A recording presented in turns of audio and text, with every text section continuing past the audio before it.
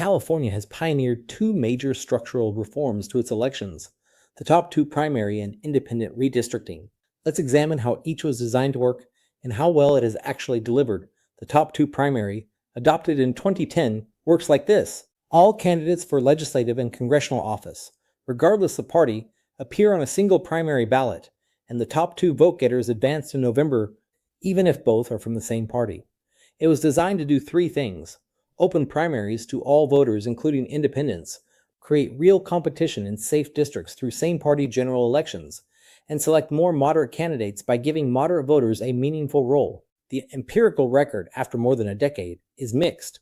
The reform did open primaries to independent voters, modestly diluting the ideological concentration of party primary electorates. It has regularly produced Democrat versus Democrat November contests in safe blue districts, but the effect on actual legislative behavior is contested.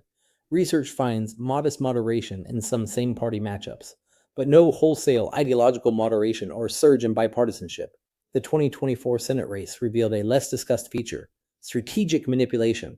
Frontrunner Adam Schiff spent roughly $30 million on ads highlighting Republican Steve Garvey's conservative positions, a transparent effort to elevate Garvey as the second finisher rather than let a stronger Democrat, Katie Porter, advance. Porter called it a gift to the Republican Party. Schiff called it legitimate contrast advertising. Both have a point. The strategy worked, and it shows how top two creates incentives for strategic behavior impossible in a closed primary, sometimes disadvantaging strong candidates from the majority party. The second reform is independent redistricting. The Citizens Redistricting Commission, created in 2008, has now drawn maps for two cycles in 2011 and 2021. It applies criteria in priority order, federal law, equal population, contiguity, communities of interest, compactness, with partisan advantage explicitly prohibited. The results have been genuinely positive. Both sets of maps were assessed as among the fairest in the nation, substantially more competitive than the old legislatively drawn, incumbent-protecting maps. But two cycles have also revealed limits.